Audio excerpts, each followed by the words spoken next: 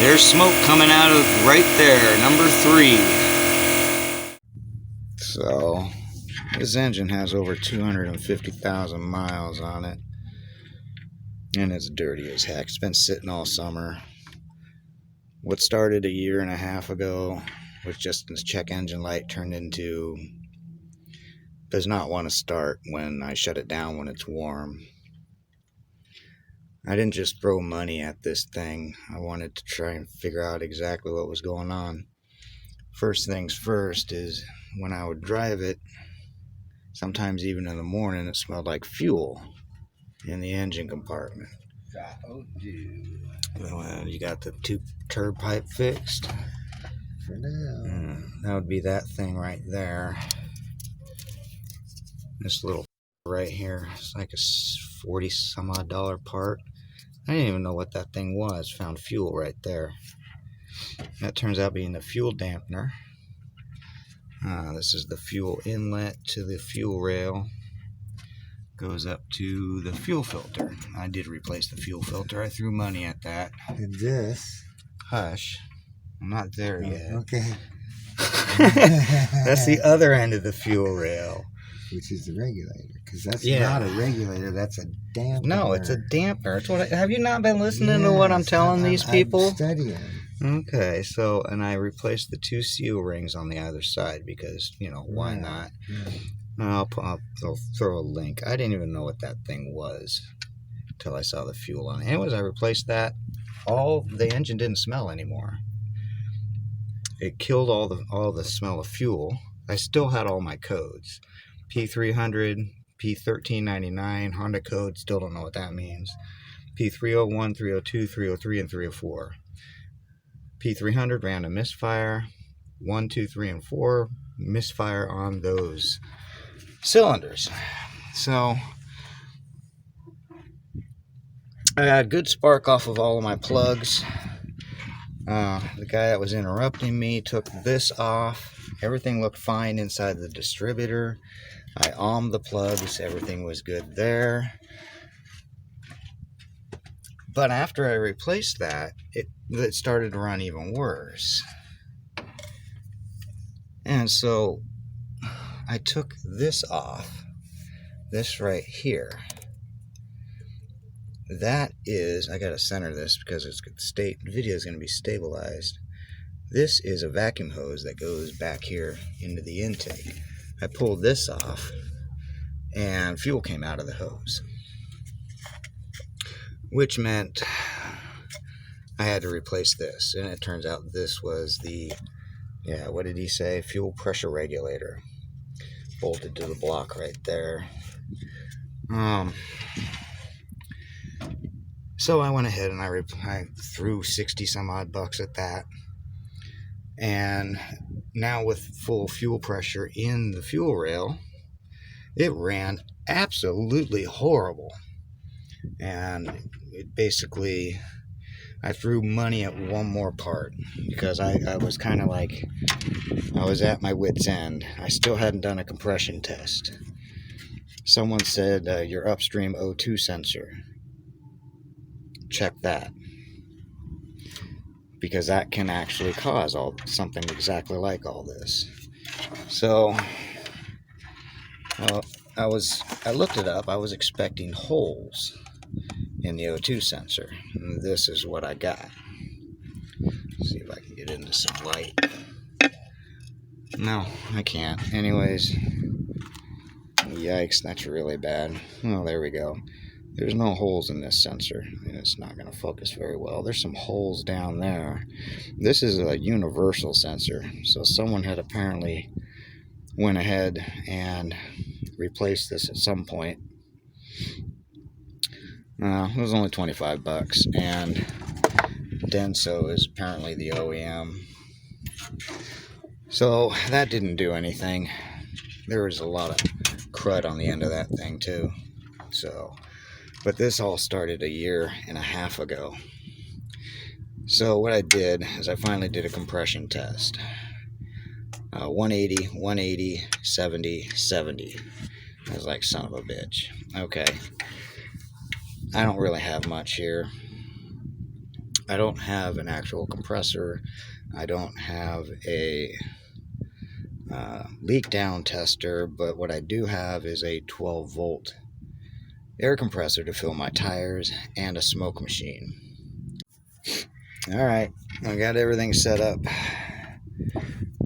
Essentially, this is my compression tester. I got a little rubber thing here.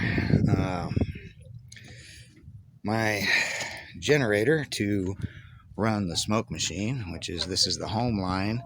This is 120 on Amazon. My version does not have the on-off switch on the power wire, so it's currently unplugged. Well, it's not on the battery. These right here go to my 12-volt slime air compressor that will not attach to my tires anymore. Oh crap, I gotta attach this. So this part of the air compressor, which is supposed to screw onto a valve on your tires, does not screw onto my tire that I need air into anymore. So on the smoke machine, I did the beautiful O-ring and then put an attachment, the threaded attachment that came with the slime. So this, I can't do it one-handed, but this is going to screw into there, which is going to feed into the 1 PSI air regulator, which goes into the can and then out to here, which I am then going to plug that into here, which is going into cylinder 4. I already have this at top dead center. It doesn't matter if it's on exhaust or compression top dead center because I tested them both.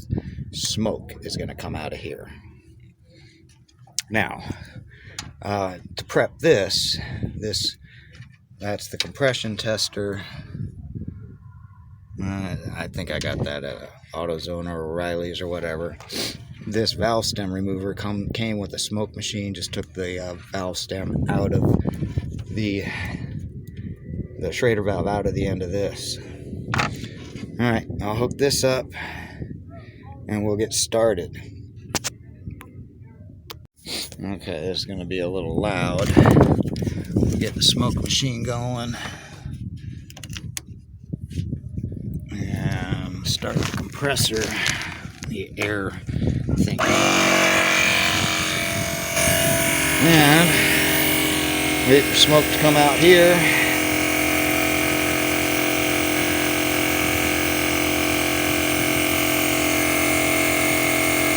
Hope I got the mineral oil or whatever in there.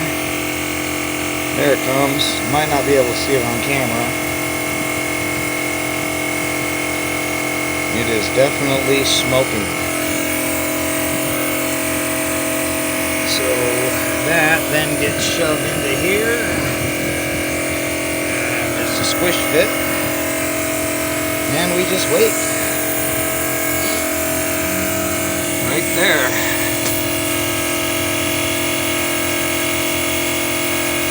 There's smoke coming out of right there, number 3. No smoke is coming out of our oil. No smoke's coming out of the throttle, the radiator, the dipstick, the exhaust. It's all coming right out of right there. That means between these 2 cylinders on the head gasket, there's a split. Not coming out of these.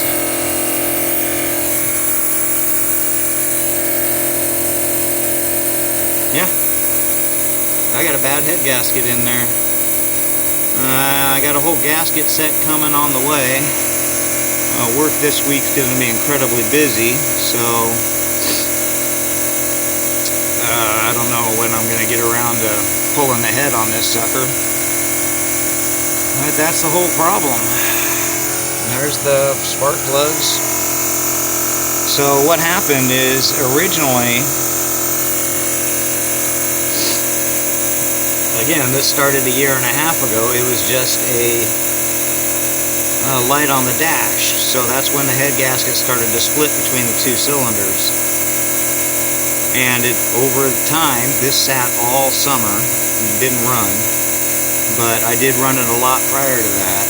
It just got worse and worse and worse, and the misfires are because of these two cylinders, and it's throwing the whole system off.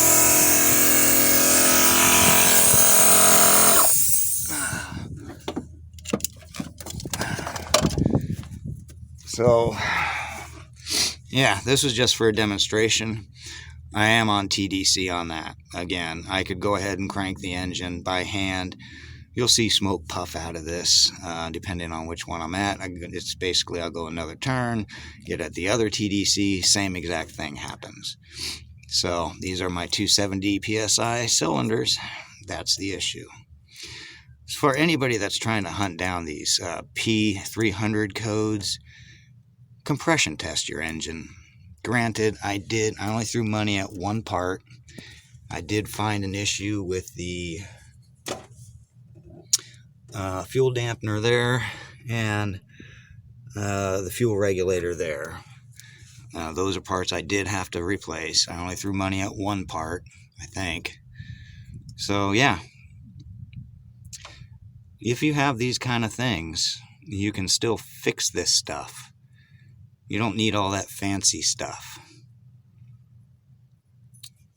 Well, I'm not looking forward to this job, but thankfully, this Honda is going to be relatively simple. Well, as far as pulling heads go. All right, everybody, have a great day.